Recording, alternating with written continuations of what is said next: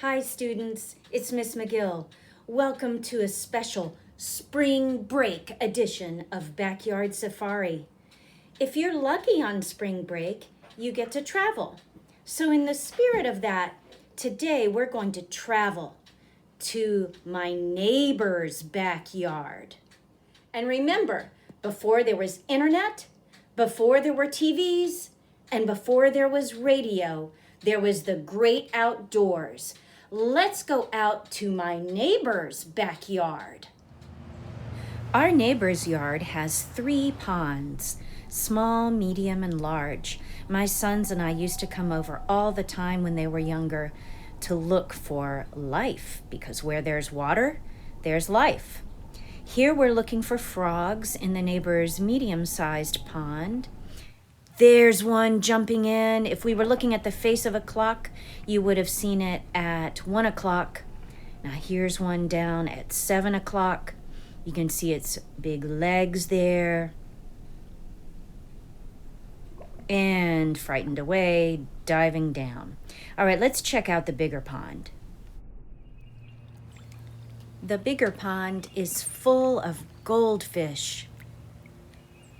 It's great fun just to sit and watch them. Let's see, though, if we can find some frogs on the rocks along the bank. I found one on the rock on the left of your screen around 9 o'clock. He's there perched on the warm rock right above the water. And I'm moving in closer, frightened him away. Down he goes into the water. I watched the video again. I found what I thought was a statue was a giant frog. Look up there just past 12 noon. Look at the size of him compared to the rock. He's huge. My neighbor called me over. She had been cleaning out the ponds with a net and found a mysterious ball of jelly-like things. We think they're eggs. What are they?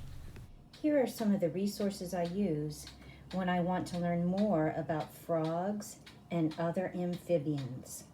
Now we saw that average-sized frog. We saw that huge one. And so I would predict that one is probably a leopard frog and the big one probably a bullfrog. But there was also that mysterious egg mass. And I thought at first it was frog eggs, but then my family asked, how do you know it's not toad eggs? So I'm hoping that one of these books will be able to help us sort that out. Here is the photograph of a bullfrog in Audubon. Audubon's information says it's the largest frog in North America. Certainly the one I saw, I thought was a statue. They can be up to 8 inches. And they're famous for that large external eardrum behind their eye. And again, the one we saw had that. After looking through the resources, I do not think that was a leopard frog. I think it was a green frog because of the dark ridge line that the green frog has there and the white belly. I do wish I'd gotten a closer look at it, but frogs are elusive that way. I tried to find information on that mysterious egg mass, frog egg or toad eggs. Let me continue working on that. Well, I haven't found a definite answer from these book resources yet, and I spent a lot of time going down fascinating rabbit holes. There's so many things to learn about amphibians, including about the gastric brooding frog who swallows her newly hatched tadpoles and then brings them to full metamorphosis inside her stomach.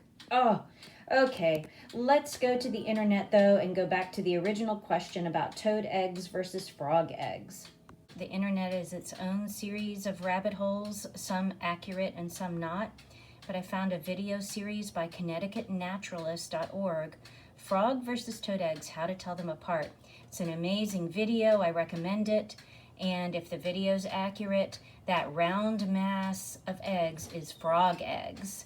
And toad eggs would be more spiralized like a necklace. I wanted to leave you with some bird song and pictures of the camellia blossoms in the pond.